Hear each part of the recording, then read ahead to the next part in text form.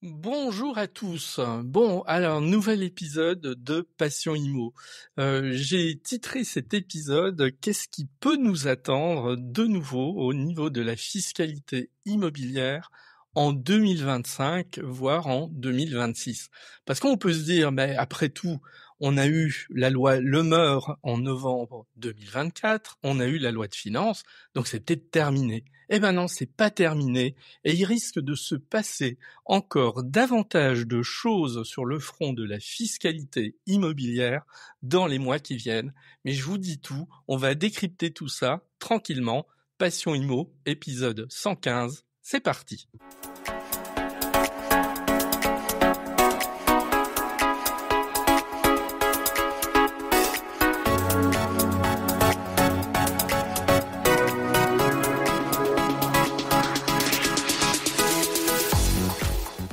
La question centrale du moment, c'est le statut du bailleur privé. Alors, c'est quoi cette chose-là? Il va falloir expliquer parce que c'est dans les tuyaux, cette réforme qui serait à la fois juridique et au niveau fiscal. C'est dans les tuyaux. On ne sait pas toujours ce à quoi ça va aboutir. C'est une évidence puisque nous ne sommes qu'en mai 2025, donc il y a encore un certain nombre d'étapes à franchir. En tout cas, c'est bien engagé et on va essayer de décrypter tout ça, ce que l'on sait, ce que l'on sait moins et vers quoi on s'achemine. Alors déjà, pourquoi un statut du bailleur privé? Alors c'est quelque chose qui est en discussion, en étude depuis déjà pas mal d'années. Moi, ça fait assez longtemps que j'en entends parler. C'est quoi le constat? C'est de dire qu'en fait, aujourd'hui, quand quelqu'un comme vous ou moi veut louer un bien immobilier, c'est un peu compliqué, ça c'est la première chose.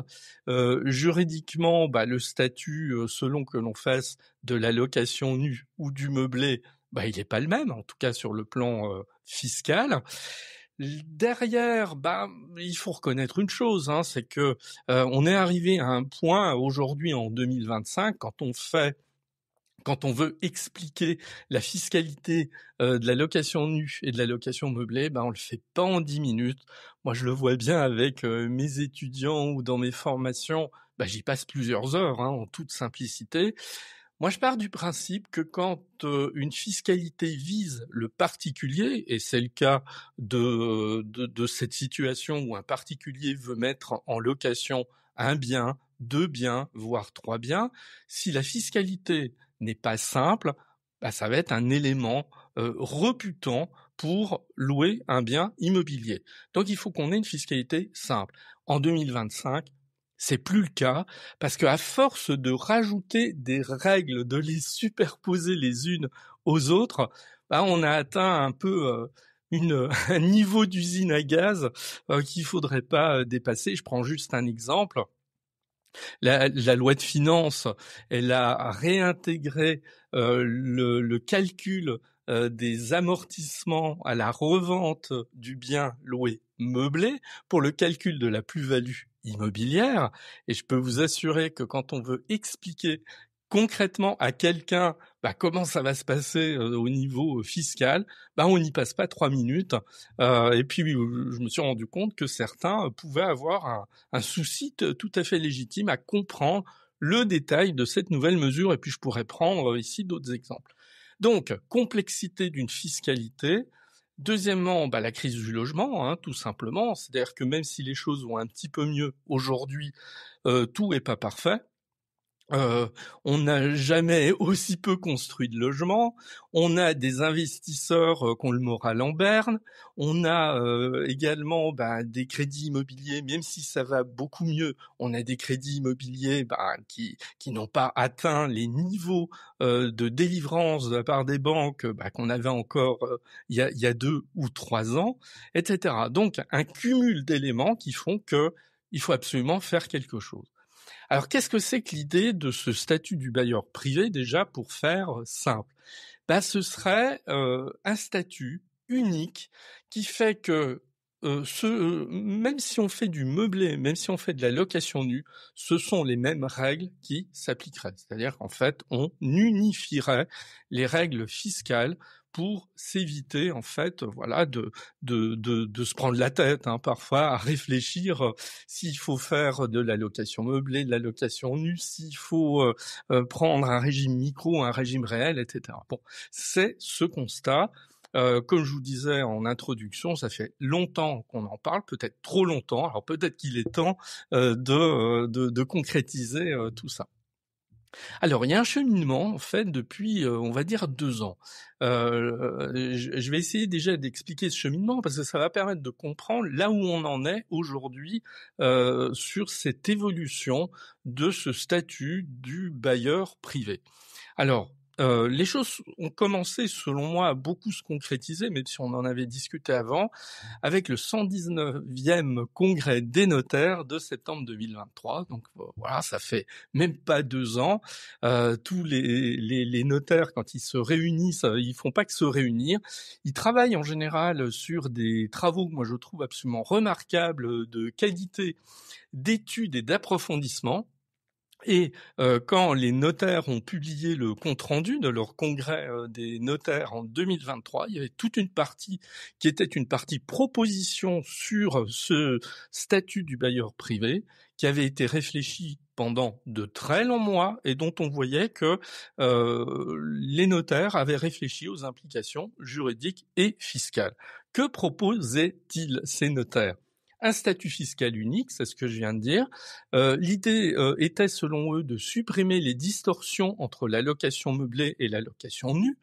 On sait très bien qu'aujourd'hui, si je m'intéresse à la fiscalité de la location, je vais plutôt faire de la location meublée et pas de la location nue, parce que la location meublée est beaucoup plus avantageuse. Or, le marché, qu'est-ce qu'il demande ? Alors évidemment, c'est à relativiser selon les zones géographiques, mais le marché, il serait plutôt demandeur de location nue, et on voit bien que la fiscalité, elle n'est pas des plus attractives concernant la location nue. Les notaires proposent donc de supprimer cette distorsion entre les deux.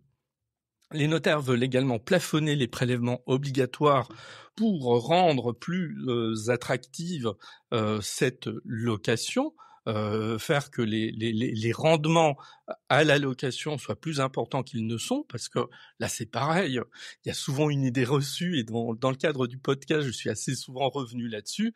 Parfois, vous avez des vendeurs de rêves qui vous parlent de rendement sur de la location à 10%. Bon, souvent ça correspond à pas grand-chose.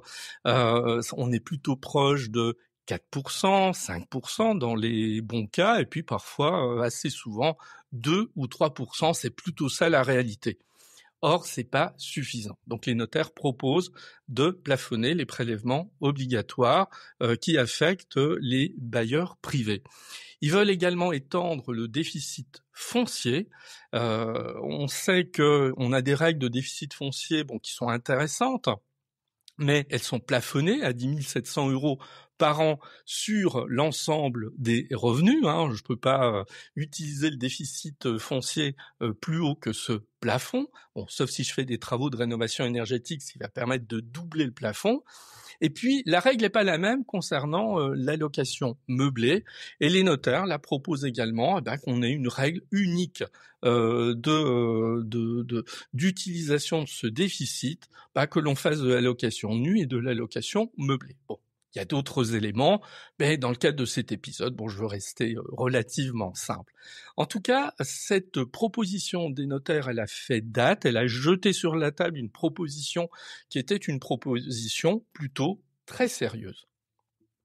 Parallèlement à ça, si on revient un petit peu en arrière, en juin 2023, donc en gros dans la période où les notaires ont fait cette proposition, Elisabeth Borne, qui était alors Premier ministre, alors on en a eu d'autres des Premiers ministres depuis, elle avait confié une mission d'étudier cette question, notamment, alors pas que celle-ci, mais notamment cette question du statut unique du bailleur privé. Donc Elisabeth Borne avait demandé au ministre du Logement de l'époque, Olivier Klein, de regarder en fait cette question.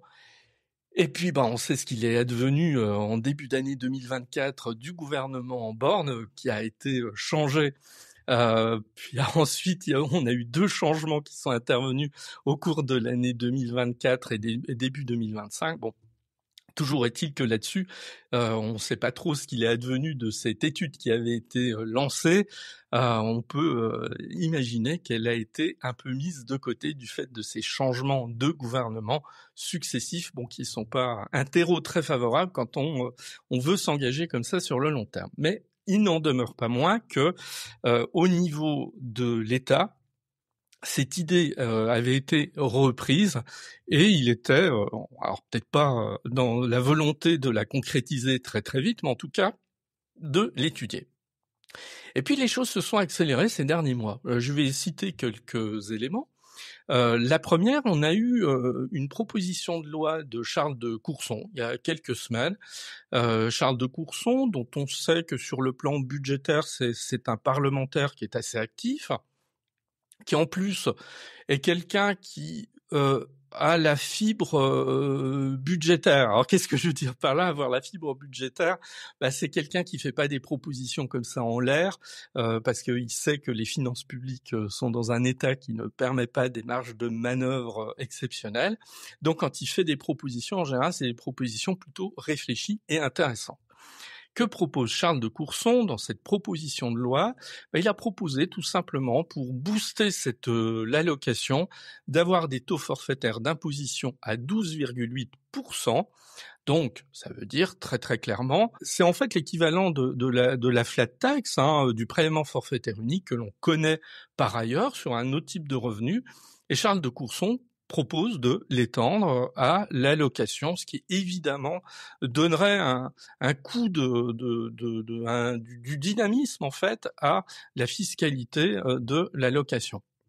Alors, ce qui est intéressant, c'est qu'il le fait pas sans condition, puisque lui, dans sa proposition de loi, il dit d'accord, l'État octroierait ce taux forfaitaire d'imposition allégé, mais sous condition de performance énergétique et sous condition d'encadrement des loyers. J'aime bien cette idée parce que ça veut dire on fait un cadeau fiscal, mais en fait ce cadeau fiscal il a 2 contreparties. C'est du donnant-donnant. Voilà. Et les règles donnant-donnant en général fonctionnent plutôt pas mal. Moi, la seule incertitude que j'ai là, mais je reviendrai sur cette question-là un petit peu plus tard, est-ce qu'on a aujourd'hui des marges de manœuvre budgétaires suffisantes pour accorder une telle réduction d'impôts? Je suis pas convaincu. Et puis par ailleurs, je suis pas convaincu qu'il existe une majorité à l'Assemblée nationale pour adopter ce type de proposition de loi. Donc, à voir. Bon, mais ça a le mérite, là encore, d'avoir été mis sur la table. Ensuite, on a une mission qui a été confiée à 2 parlementaires, une mission extrêmement précise qui consiste à réfléchir sur, justement, entre autres, mais l'évolution d'un statut unique du bailleur privé. Donc, cette mission parlementaire, elle est en cours. L'idée, c'est d'instaurer un cadre juridique stable pour les bailleurs privés, donc pas uniquement sur un plan fiscal. Alors, cadre juridique stable, moi j'aime bien l'idée, parce que la stabilité, c'est ce qui permet aujourd'hui, par exemple en 2025, à quelqu'un de se dire si j'achète un bien pour le louer, au moins je suis tranquille pour plusieurs années, les règles ne vont pas changer. Or, on sait que c'est pas trop le cas actuellement, et cette incertitude, elle pèse quand même sur les décisions que peuvent prendre les investisseurs. On a donc ce rapport parlementaire qui est à l'étude. Et la conclusion, elle est imminente, puisque en juin, normalement, les 2 parlementaires vont rendre leur rapport au ministre, et donc il sera intéressant là de voir ce qu'il en sera.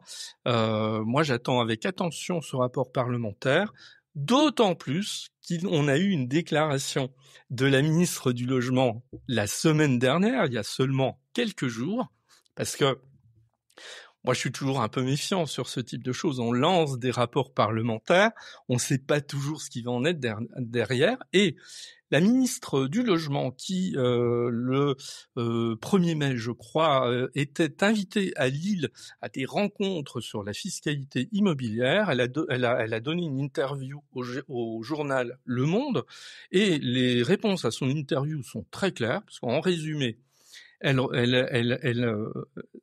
s'appuie quand même beaucoup sur ce travail parlementaire en disant: «J'espère qu'il va nous permettre d'avancer sur ce sujet et que ce rapport parlementaire sera intégré, on pourra l'intégrer à la future loi de finances pour 2026, qui va commencer à être discutée de manière assez ferme quand même à partir de la rentrée prochaine». Alors tout ça, c'est dans quelques mois, mais le fait que la ministre insiste autant sur ce rapport parlementaire qui devait travailler et qui travaille sur cette question du statut du bailleur privé, et qu'elle dit: «Je vais reprendre ces travaux dans la future loi de finances», c'est plutôt quelque chose de très positif et qui, pour le coup, me rend optimiste, même s'il y a des points que je vais aborder un peu plus tard, voilà, qui qui nécessitent quand même de faire très attention à la suite. Donc, la ministre est claire sur cette question.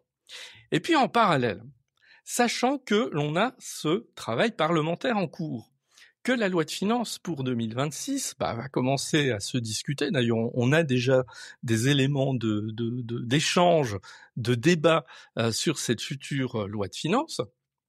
On a des acteurs, et non des moindres, qui commencent à s'intéresser au débat. Je vais en citer 2, même s'il y en a d'autres. Pascal Boulanger, le président de la Fédération des promoteurs immobiliers de France. Il a publié il y a quelques jours sur LinkedIn une lettre, comme il le fait régulièrement. Il revient sur ce statut du bailleur privé. Il demande effectivement, donc il fait pression, de manière amicale, mais il fait pression quand même pour que ce statut du bailleur privé émerge. Alors lui, il a une petite nuance qui est intéressante. Lui dit: oui, mais ce serait bien que ça vienne plus tôt que ce qui est prévu normalement. Ce qui serait bien, c'est que ça intervienne dans le cadre d'un projet de loi de finances rectificative.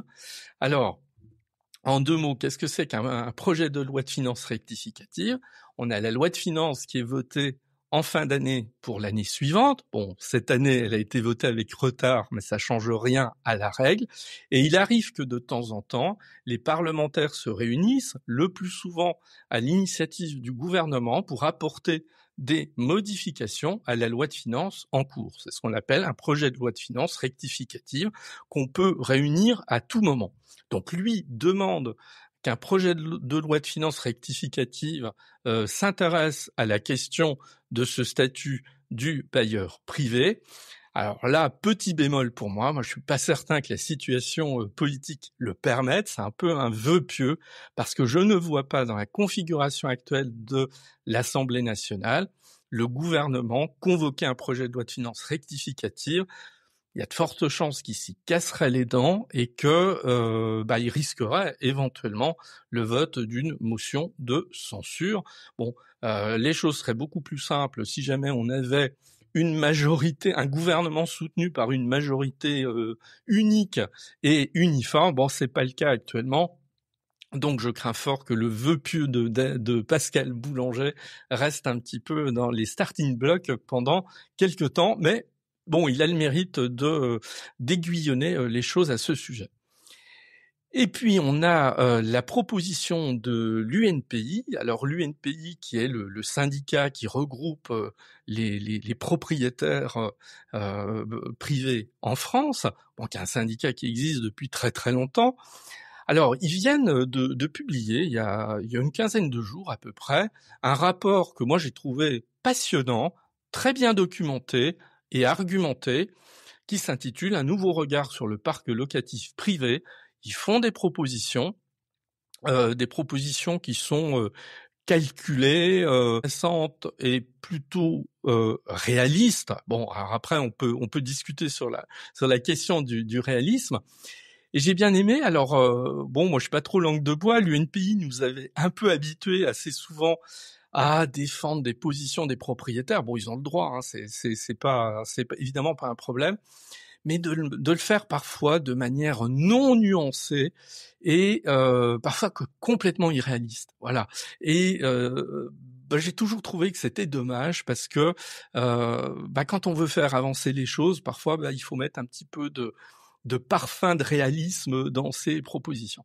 Et là, c'est le cas. Le dossier de l'UNPI, le rapport de l'UNPI qu'elle vient de publier, moi je le trouve argumenté et sérieux. Donc il est intéressant de s'y pencher.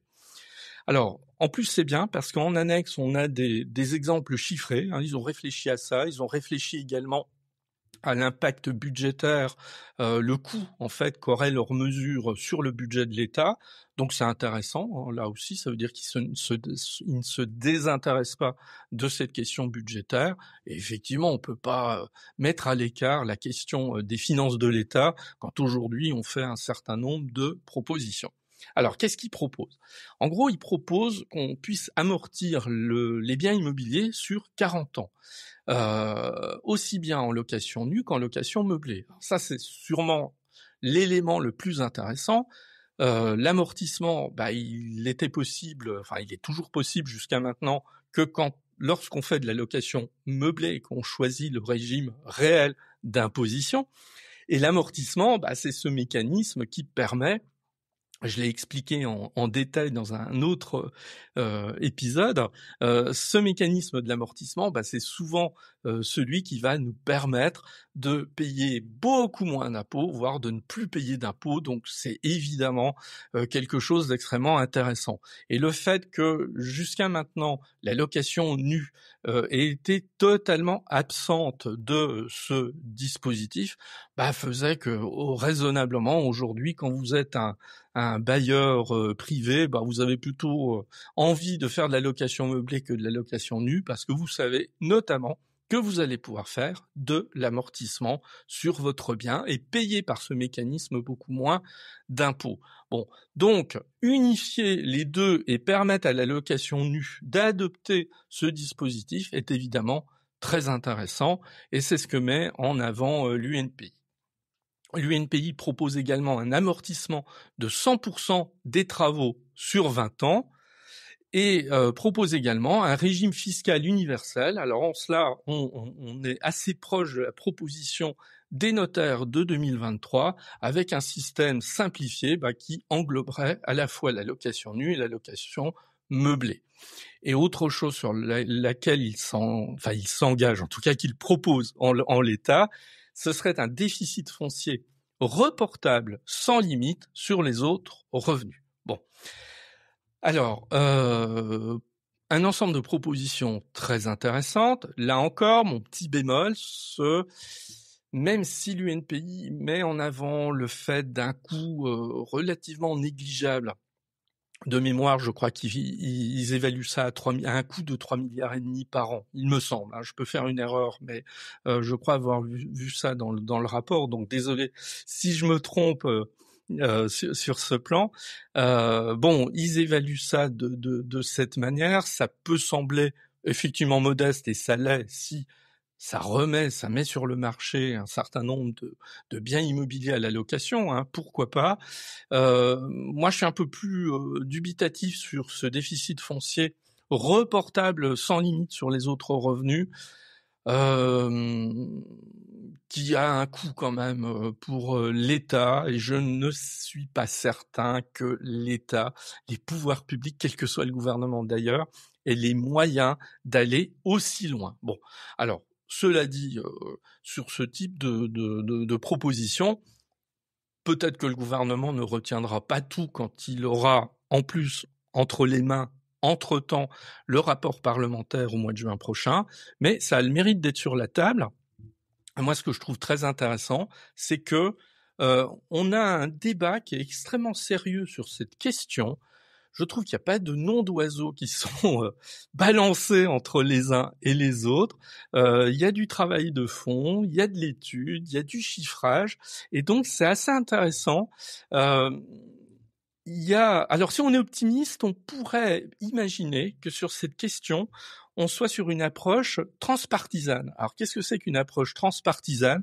En gros, c'est ce qui s'était passé pour la loi Lemeur de novembre 2024, où il y avait eu une réforme de la fiscalité de la location meublée, où tout le monde était d'accord quasiment. Bon, on peut espérer que sur une question comme ça, de la gauche à la droite, tout le monde soit d'accord sur cet objectif de création d'un statut du bailleur privé. Donc, à voir ce qu'il en adviendra dans les semaines et les mois qui viennent. Alors, en conclusion de tout ça, on voit que on a un débat extrêmement intéressant, que les lignes bougent. Il y a un article qui est paru il y a pas longtemps, je me souviens plus où, qui disait statut du bailleur privé, les lignes bougent. Bah oui, très clairement, parce que le débat est sur la table, et puis les uns et les autres se positionnent là-dessus. La ministre elle-même a dit bah oui, on va tout faire pour intégrer ça dans la future loi de finances. Après, on est quand même sur la corde raide à ce niveau-là, c'est-à-dire que les marges budgétaires sont quand même pas terribles, et donc à voir ce que l'État acceptera ou n'acceptera pas. Maintenant, moi j'ai envie de dire qu'il faudrait que l'État soit pragmatique, c'est-à-dire que certes l'État a moins de moyens, mais il faudrait que l'État admette à un moment donné que ce sont les acteurs privés, les promoteurs pour la construction dans le neuf, les bailleurs privés particuliers notamment pour mettre des biens en location, que ce soit en location nue ou en location meublée. Après, faut pas trop rêver non plus, hein, voilà. C'est-à-dire que statut unique du bailleur, génial, mais aussi incitatif soit-il, il va pas produire de miracle non plus dans la mesure où il serait mis en place pour l'année prochaine.